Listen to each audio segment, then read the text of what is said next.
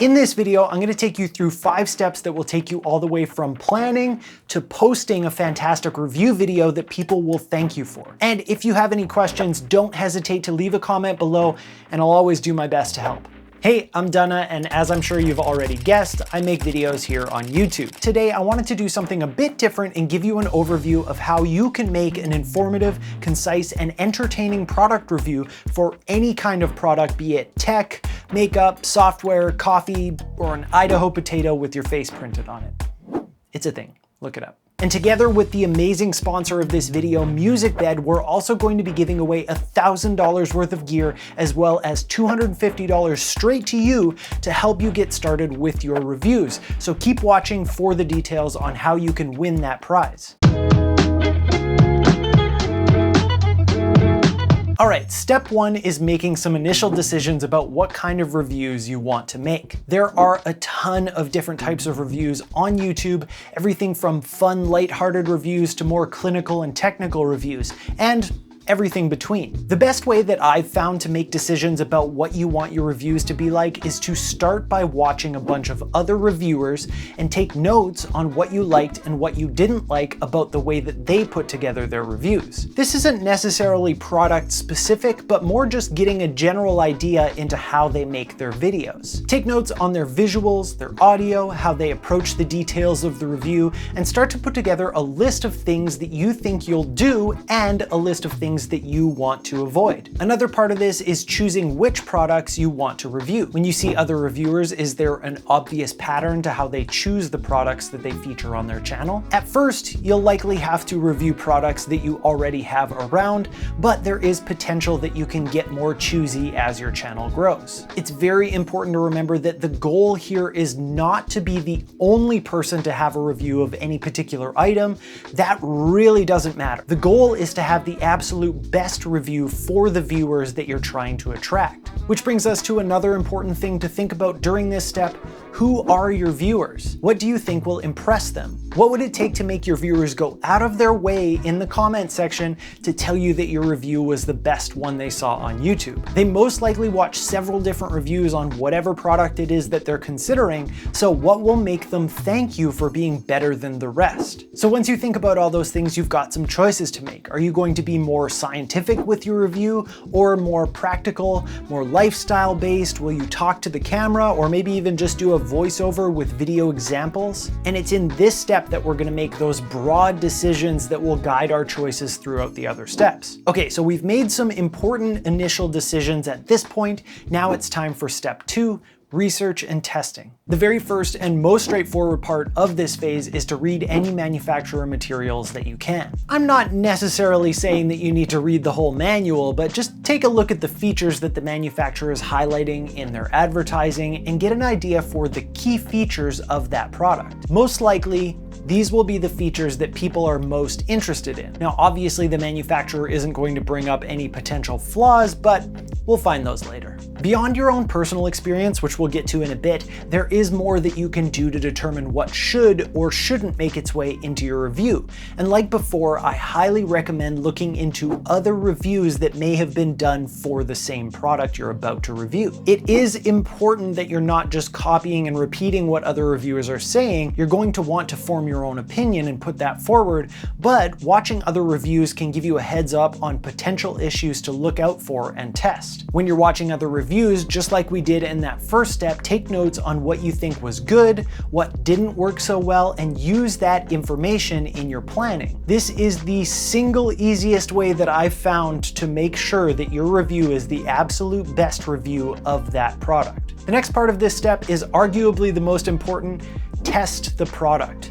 Your audience, once you build one, will come back to every review you make to hear what you think of the product and to see how your experience was. So you're going to have to use the product and test it. Make sure to test all the main features well. People are going to ask questions, and being able to answer their questions in the comments will earn you subscribers and true fans. I highly recommend making a little plan for the things that you want to test and documenting that process of testing so that you have the information to rely on when you come back to make your video. This could also mean doing some filming of your test to use in the review, but you can also recreate your tests again afterwards if you prefer to do it that way. For certain videos, it may make more sense just to use the product for a while and see what comes up, but I still think it's a good idea to have a note somewhere where you can take down anything interesting that comes up as it comes up instead of just trying to remember it later. Once you have a whole pile of information from your testing and research, I recommend refining your points into a list and then prioritizing that information into the stuff that you think is most important. But that brings us to the next step in our process: planning. This is where we take all the decisions that we made at the start and the research and testing that we did, and we mash them into an outline for our video. The way that I outline my videos is by breaking down the video into sections, and there are two separate formulas that I like to use depending on the product. The first one I call the breakdown. First, there's the introduction and overview. This would include a little hello or cold opener if you feel like being funny that day. Then you would want to introduce the product you're reviewing and give a few quick little things that are special about it so that the viewer is intrigued enough that they want to stick around and find out more. As part of the intro, you would explain what you're going to go over in the video to give the viewer an idea of what to expect.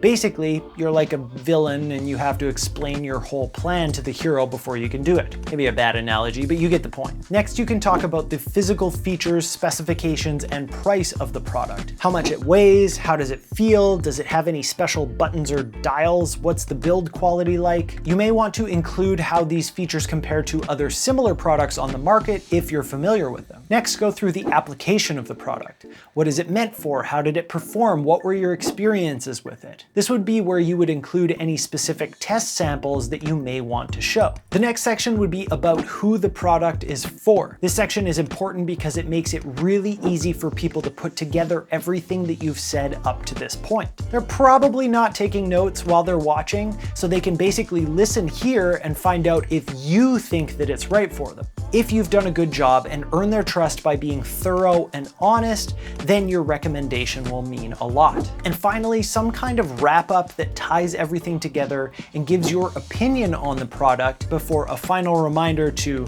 like, subscribe, and check out the link in the description, which should be an affiliate link if you're trying to make this a source of income. So that's the formula that I call the breakdown, and the other one I call pros and cons. Pros and cons also starts with an intro that's very similar to the one that we just talked about. The next section would be a quick blast through the features and specs, but the power of pros and cons is in assuming that your audience can figure out that stuff on their own, and they just want to hear the good and the bad stuff about a product. After that, you can go into the pros first, or at least I like to do it that way. Personally, as a viewer, if I hear the cons first, I'm most likely to click away because I don't have anything positive to keep me interested in that product anymore. Going with the pros first keeps them watching because they're hopeful about their potential purchase. Of course, after that, we have the cons. These would be things like missing features, things that went wrong during your testing, or things that you believe could be improved. Very importantly here though, you want to make sure that you double check all of your tests to make sure that the cons weren't actually user error. It happens from time to time, so try not to sweat it too much, but it can be a little embarrassing. Again, like the breakdown, we have a who it's for section where you can make your recommendation for who that product might be good for. And finally, a wrap up and conclusion again. Both formulas work well in my experience, but sometimes one will just feel right over the other for a specific product. After writing up an outline using one of the two formulas, turn that formula into either bullet points or a script. To do this, copy your outline to another spot and then start to elaborate each point in the outline into a line, paragraph, or whatever is necessary to get all the info across. Some people like to write a loose outline, some people like bullet points, and some people like to have a full script. This is going to depend on you and your comfort level in front of the camera and just how you operate best. That being said, I highly recommend making sure you at least have a checklist of everything you know you need to say during your video, just so you don't miss anything vital while you're recording. And finally, you want to make a shot list for any shots that you might want to to get. I personally find this easier once I have my script rather than just the outline, because sometimes I elaborate enough in my script writing process to end up needing more shots than just the outline alone might suggest. Basically, you do this by just going back over, reading your script again, and writing down any of the shots you might need to show what you're talking about. The next step is the part that people think of as the actual making of the video. Let's call it production. This includes shooting all the footage that you might need, recording any voiceovers you've chosen to do, and then putting it all together in the edit. I have an entire channel basically dedicated to helping you improve the quality of your videos and photos, but here's the bottom line when it comes to quality for reviews on YouTube. It just can't be distracting. What I mean by that is that if the quality is so bad that it's distracting the viewer from the point, then it's getting in the way. As long as the picture looks decent, as long as you speak and can be heard clearly, you show the details that need to be shown to get the point across, it doesn't need to be a cinematic piece of art. In general, the people who are watching your review came to get information. If you can make it look great and be entertaining too, that's a bonus. It'll help to create a connection with your audience, but so does giving them all the information that they came looking for. However, that being said, here are a few basic things that you can think about for your production. First, audio is so important. If people can hear what you're saying clearly and you're speaking without too much stumbling, then they are likely to get the point that you're trying to convey. The general rule of thumb here is that you want your microphone as close to the subject as possible. Next, it's about showing what you're talking about.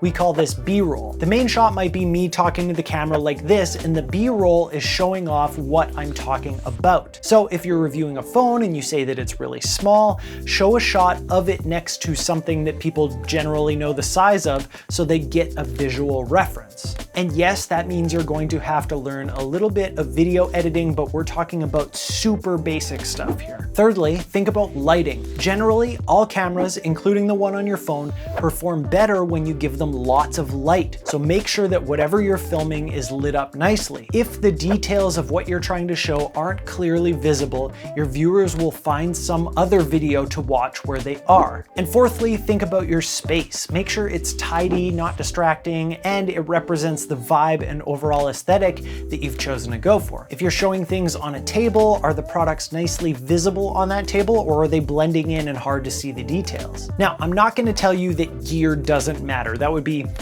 really contradictory from a guy who's spent as much money on gear as I have to make videos. Having great gear can definitely increase the quality of your videos and make the process a lot more convenient for you. That being said, as you learn more and grow more, you will acquire more gear, but don't stop yourself from starting just because you don't have that camera or this light. Just start now and build up to that. With that said, I'm very excited to be accelerating that process for one of you by giving away an amazing YouTube starter pack, $250 and 1 year worth of amazing music for your videos with the help of the sponsor of this video, MusicBed. Head over to my Instagram @DonaDidIt and find this post. The instructions on how to enter are in the caption, and a huge thank you to MusicBed for helping put this on. Which actually brings me to another great point about production: choosing music. I personally really like to have music in my videos for a couple of reasons. First off, I find that it sets the vibe for the type of video that I'm trying to make, but also it helps cover up some potential background noises or flaws in my audio. MusicBed is an amazing place to find music for your videos. The music that they have is major label quality and comes from real artists that you can find on your favorite streaming services. This is not cheesy stock music. They have a subscription made specifically for online content creators, and you can try it out for 30 days absolutely free, and the winner of our giveaway is going to get a 1 year free subscription. If you want to go sign up for your free trial, there's a link down in the description. When I'm choosing music for my review videos, I head over to MusicBed, and the first thing I do is click songs in the top left to start searching. And then on the left-hand side, there's a button called instrumental. Basically, this filters out any music that has lyrics in it. If you're putting music with lyrics behind the video of you talking, it can be very distracting and difficult to hear what you're saying. Luckily, pretty much every song on MusicBed comes with at least one instrumental version that you can get. You can filter your search results by different genres, moods, attributes, instruments to find the perfect vibe. You can also check out my curated playlist for my favorite MusicBed tracks right now. There's a link in the description for that as well. Once you pick a few songs for your video, put them where it feels right and make sure that they're quiet enough so that you can still hear your voice clearly. Okay, so you've got your video put together, you've got your B-roll that shows what you're talking about, you've got decent audio, maybe some text that pops up on the screen if you think that it might help. The video is done. Now what? That brings us to the final step in the process, which is posting and optimization. What you want to remember here is that reviews are primarily a search-based type of video, meaning that someone is going to find your video because they searched for a review of that product. So while great reviewers can get a lot of subscribers, reviewers with smaller channels can still get good views if they do everything they can to optimize for the search results. I highly recommend checking out a website called Morning Fame. I'll leave a link in the description for you.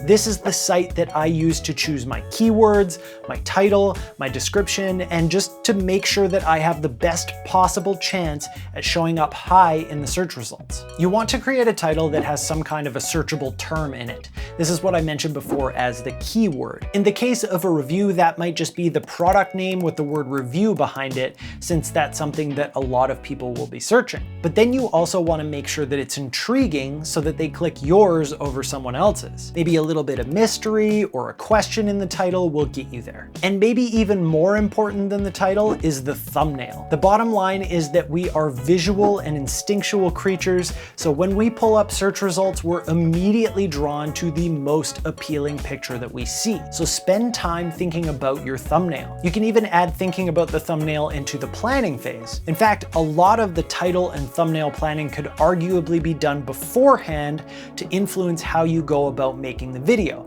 but that's up to you. Once you post, it's mostly in the hands of the world, but you can definitely share it around and try to get other people to share it too. Engage with the comments and have fun connecting with people. So those are my 5 steps that I follow to make my review videos, and I truly believe that if you follow this formula and tweak it a little bit to fit you and your channel, you can make a great review video that performs well on YouTube. Now, before you go, I do have one request of you. If diving into more details on each step of this process is something that you'd like to see in a video series or course, please tell me so down in the comments. And if you have any questions, don't hesitate to leave them down there as well, and I'll do my best to help out. And on your way down there, make sure to hit that like and subscribe button, hit the bell notification so you don't miss out on future reviews and tutorials. Thank you so much for watching, and I'll see you next time.